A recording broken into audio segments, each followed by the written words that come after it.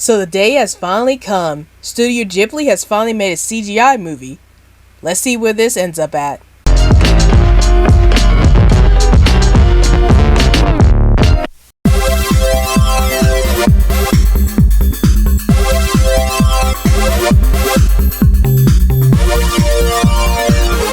Hey everyone, this is Blog Animation Bliss, and welcome to another At the Movies series where I review the most recent animated movies that just came out. So today's animated movie I'll be reviewing today is Studio Ghibli's newest film, Earwig and the Witch. And before I give out my thoughts on this movie, here are a few words from the channel. Alright Animaniacs, now let's get on the social media train. Want to chat with us in 100 words or less? Then check out our Twitter account. Want to chat with us within a group? Then check out our Facebook account. Want to get the lowdown on everything dealing with animation on this channel? Then check all of the above. And now, we return to our regularly scheduled program. So the movie starts off with this witch who ends up going to this orphanage to drop off her daughter, who was just a baby at the time. And the baby ends up growing up into a young girl named Earwig, and Earwig starts dreaming of the day that she would be adopted by somebody. One day a witch ends up coming to the orphanage, and she decided to adopt Earwig as her own daughter.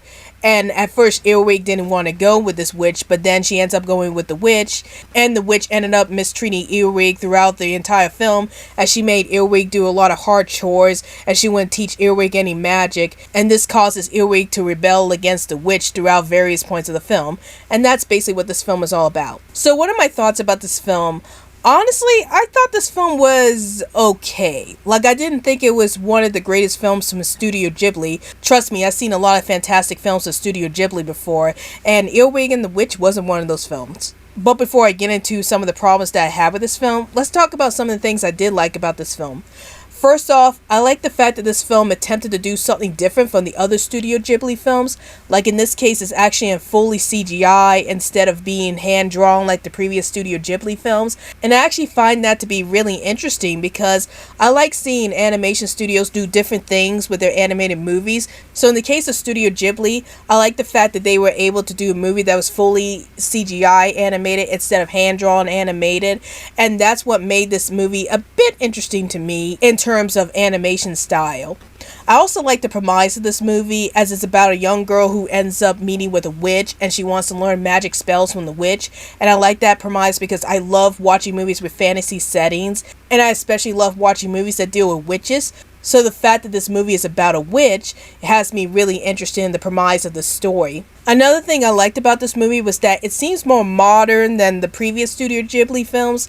Like in the case of the other Studio Ghibli films, it seems like that they're taking place in a more ancient time, but then you have this film that has lots of modern day cars, and then for the soundtrack it has like rock music and stuff like that.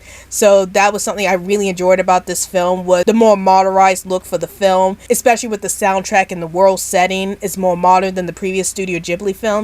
And this was probably the first film I watched that was directed by Goro Miyazaki, who's the son of Hayao Miyazaki. So it was really interesting to see one of his films and see how he's able to take up directing films from his father. Now, some of the issues that I do have with this film was that I felt like the story and the characters were a bit flat.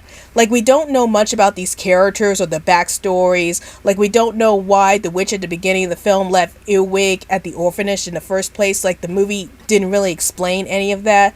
And I was hoping that the film would explain about her reasonings for leaving Earwig at the orphanage in the first place.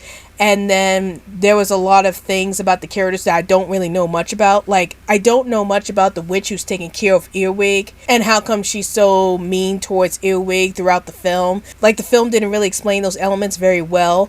And another thing that I had trouble with this movie was that I didn't care for any of the characters. I didn't even care for Earwig herself because I found her to be a bit selfish and bratty at times.